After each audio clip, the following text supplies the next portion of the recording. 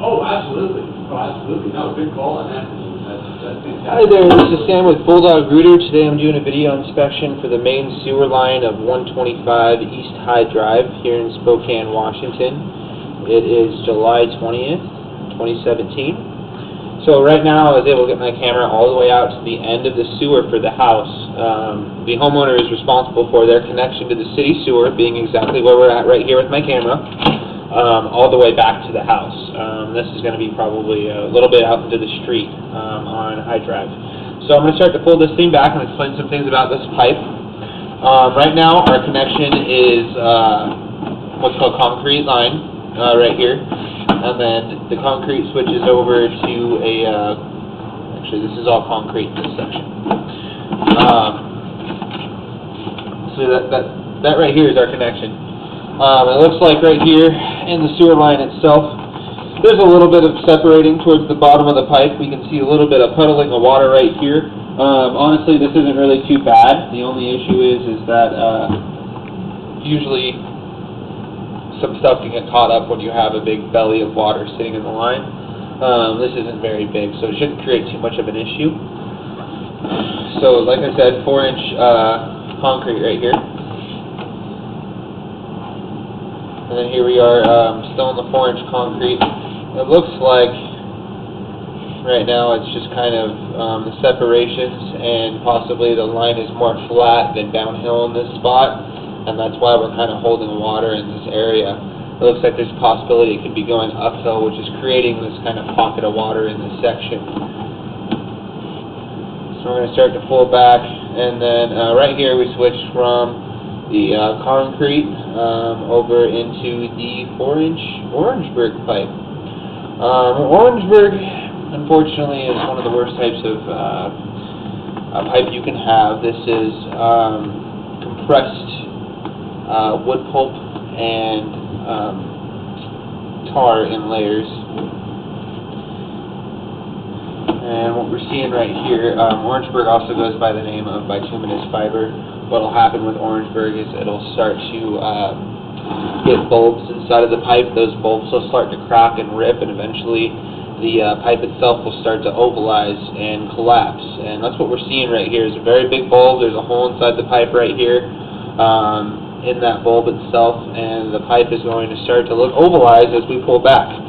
Now we can see right here over this bulb that there is a very big just hole in the line in this section. Definitely not in good condition. It's hard to believe stuff has been draining through this. Usually stuff gets caught up pretty well. You can see the bottom of the pipe is just very, very rough. There's holes and cracks in each of these bulbs. We've got another hole right here, and it just kind of throws our camera around everywhere as we're pulling this thing back. But the bottom of the pipe is just very rough, and that's just due to normal use over the years. You know, it just starts to kind of decompose and collapse. Right here is another hole. We can see a big pocket of water kind of sitting right here. I have an attachment on the end of my camera that I use to be able to push out. Realistically, I think there's probably about 2 inches of standing water in this section. If you look towards the right-hand side of the pipe, which is going to be towards the top right-hand side of the screen, and the left-hand side of the pipe, which is towards the bottom left-hand side of the screen, you can kind of see the edges of the pipe. I believe that there is no pipe left on the actual bottom of the line itself. And then we poke underwater right here, and there's a piece of pipe just sitting up, and then we have another very big hole in this section as well. And we're starting to see the pipe collapse right here. It's starting to ovalize in this section. It's not necessarily a circle anymore. It's starting to pinch itself closed. I don't even think there's a bottom of the pipe in this section as we're pulling back through it. You can kind of see some debris in the water. I mean, it's holding water because there's no pipe left right here. There's not a real place for it to drain out. It has to fill up to a specific point before it can actually get out to the concrete. The concrete's backgraded a little bit, so really it's just a very large belly in this section, and it's because the bottom of the pipe is almost completely decomposed. I mean, it's gone. There's bulbs and rips and cracks everywhere. You can see the whole entire pipe itself is just very rough on the bottom. There's water everywhere. We got another bulb right here with more cracks. You can see that this part is definitely not a circle anymore. I mean, it's very ovalized. It is on the verge of collapsing. Very, very close to collapsing. Another very big bulb. Excuse me, for some reason I couldn't think of it earlier, but Orangeburg was compressed wood pulp and tar paper in layers. Needed to say that properly. As we're pulling back right here, just more bulbs, more cracks, big holes on the side of the pipe, more ovalizing, excuse me. I mean, you can see how my camera just goes up and down and up and down. It's like I'm going on an old dirt road, but I mean, there's just channels that this water has made itself to be actually able to drain down through, but the whole pipe is, you know, on the verge of collapsing. You can see it's very ovalized right here. The top of the pipe is towards the top left-hand side of the screen. You can see part of it's actually dipping down more than one spot. That could be a rock on top of it that's slowly crushing the pipe in this section. Towards the bottom right-hand side of the screen, you can see like a layer is completely gone. Another very large bulb, more cracking. And we go completely underwater here with a bit on the end of my camera, which is making my camera a little bit wider so I can kind of get over this water and see stuff. So realistically, I think that there's probably at least 2 to 3 inches of water standing in this 4-inch pipe in this section right here. Just another very large hole. Right now my camera is even getting stuck as I'm trying to pull it back in certain spots, and that's due to the holes that I keep dropping into. You can see part of the pipe is peeled back here. You know, some more ovalizing going on. And then right here we hit about 40 feet. The sewer line itself was about 80 feet long, so we're about halfway through it right now.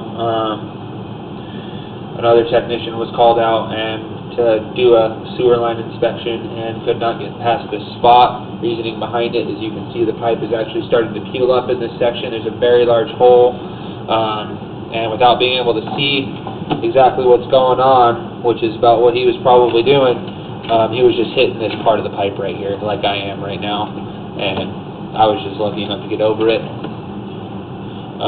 in this section, you know, and it's just very large hole. More ovalizing. You can see part of the top of the pipe, which is towards the top right-hand corner of the screen, is starting to come down again. Could potentially be another rock starting to smash the line through.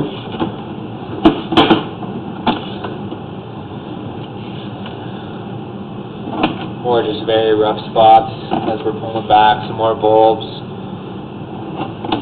Go around to turn right here, and then things kind of start to level out. The Orangeburg has a hole in the top of the pipe, which is actually towards the bottom of the screen right now. You know, it's like almost all the layers are gone except for maybe one. Once again, another hole. You can see looks like possibly a worm or a root coming through. Yeah, you can see layers at the top of the pipe, which once again is towards the bottom of the screen. You know, are just very, very rough. And some of them are gone. You can see those little pockets where they're gone, just like that right there.